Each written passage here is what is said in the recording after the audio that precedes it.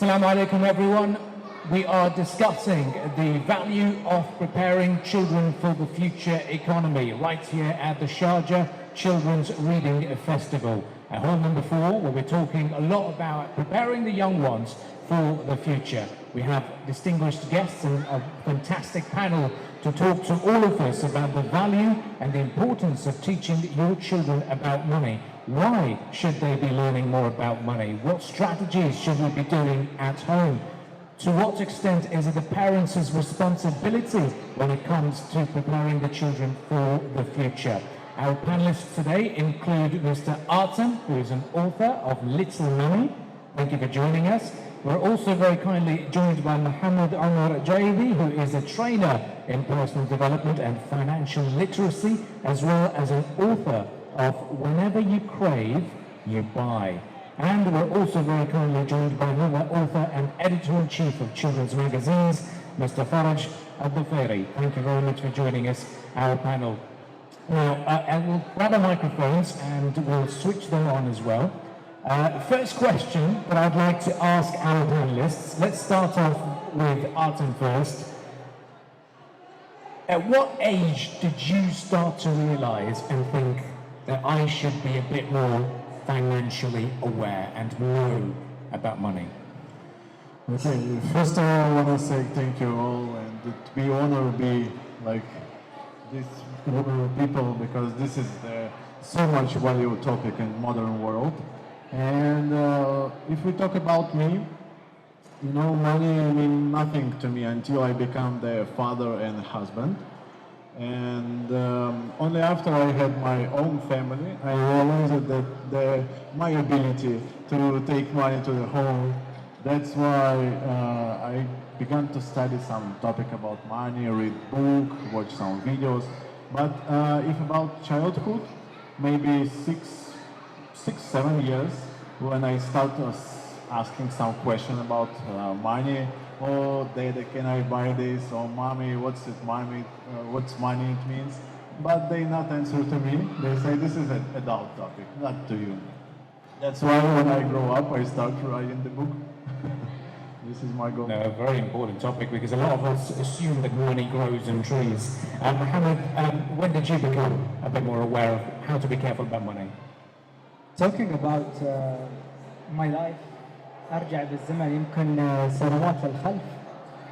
ما كان فيه اهتمام كبير، الوالد كان يحاول بين فترة والثانية أنه يخبرنا بعض الأمور، يعطينا بعض الأمور، لكن اهتمامي الحقيقي ما بدأ إلا في سنوات الجامعة. يوم بديت في الجامعة بديت أقعد أكثر مع الشباب في المجالس، نحضر مع الناس في المجالس ونشوفهم عن شو يتكلمون، شو يقولون، تبدأ تسمع إيجار البيت، تبدأ تسمع بعض الاحتياجات. Well, I'd like to build on those very important points that were shared earlier as well. And we talked about this before the start of the session, that the children these days are so used to Apple Pay, they've not seen the real money. I'd like to touch on the topic of transparency and building that understanding as well. Is it a danger, firstly, that these kids only know of Apple Pay?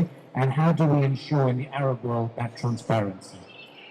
اوكي، يوم نتكلم على موضوع الوضوح والشفافيه بشكل خاص، عندنا اليوم في الاسره بشكل عام، وين ما كانت الاسره، لكن يمكن نركز على موضوع الاسره العربيه اكثر، لان نحن مثل ما تفضلت في البدايه قلت ان الاب هو المسؤول دائما عن الامور الماليه، وقد يكون في كثير من الاسر اليوم حتى ان يعني يمكن الزوجه ما يكون لها دور كبير كثر ما ان الاب، سواء يعرف ولا ما يعرف، المسؤولية عنده، هو المسؤول الأول والأخير عن هذا المال، فلوسك في عملية التبادل التجاري.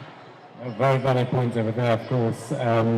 Now, I'd like to share and continue this conversation about the idea. I flew over to the UK and I went to my nephews. I gave them £20 each, the three of them. Instead of thinking what this note is, they decided to make paper planes out of it. They're only 5 or 6 or 7. So it's understandable that they don't really know what this cash is. So I'd like to also talk to Artem about it. You're a father of a 5.5-year-old. It's not very easy talking to them about money, to say, okay, this is what what value this paper, what the value it holds. Talking about strategies, what strategies do you, or would you advocate for, or would you tell people that they should follow when it comes to understanding and dealing with money? You know, when I take the same question for me, for myself, I just answer really good in my book. If it's possible, can I quick Go for it. some words? Because little money. Yeah, my book about little money. And this words describe 100% what I thought about how I can explain my son what about money. So, the money manifests itself in almost all areas of life. Money helps, money spoils people, money inspires, but money destroys.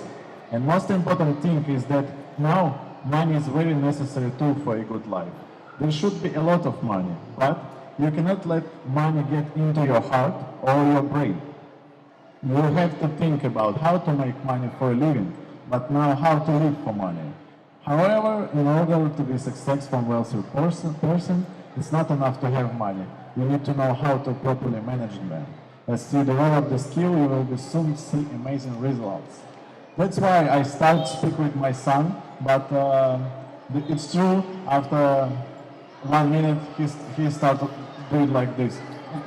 Oh, it's boring for me. I don't know. Let's play something, not speak about Exactly. money, because I just wanted this game and that game. And my second question, how I can, if I know something about money, I'm not specialist about money, maybe the bankers or something like that know more and more than me, but I'm father. I want to speak with my son in the most valuable topic in modern world. The first, my strategy, it's about focus on 21st century skills. Because we have, I think we all have the traditional academic skills, reading, writing, arithmetic, but our children, they need to develop what we often call the 21st century skill. It's including critical thinking, it's including problem solving, it's including collaboration, maybe communication, maybe something like this. The second one, my strategy, it's emphasizes creativity and innovation. Because now in modern world, with automation and artificial intelligence and becoming the more and more many industries in our life. I don't know if this is good, but maybe this is not good. This is not my decide. But encourage your children to explore the interest, the passion, and provide opportunities for them. And develop the creativity and problem-solving abilities. And what I think next is about digital literacy. Because with the increasing role of technology in our lives, it's essential for children to develop digital literacy skills. I think it's online safety, it's data privacy, maybe media literacy.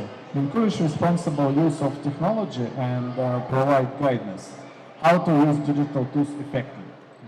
And the same also about Apple Pay, because when you speak to children, they doesn't know what is Apple, what is pay. And if you say, I paid for my phone, this is so much valid question. And if you can speak, this is not about money, this is about security, because we need to prepare for this. Somehow, I don't know, the guys can steal your money from internet site or something like this. And last thing, my strategy, it's encourage entrepreneurship. Because with now it's gig economy and freelance work becoming the most common work in our life, and entrepreneurship skills, I think this is becoming increasingly valuable for our society. That's why we need to speak to our children, not only for money, but all around the money. Yeah, I think that's a very important point, especially about entrepreneurship. Well, it's such a vast topic that people could spend hours discussing it, and I'm sure our speakers are here at the Sharjah Children's Reading Festival for quite some time. So if you've got any questions, the audience, please do address them in person. I know we have to vacate this room because there's lots more forums and discussions to have. My name is Abdul Karim Hanif, host and presenter for Morning Lectures on Pulse 25 Radio. and it was a pleasure being your host and moderator for this discussion, and I hope you've all benefited with this discussion, and thank you once again for joining us today.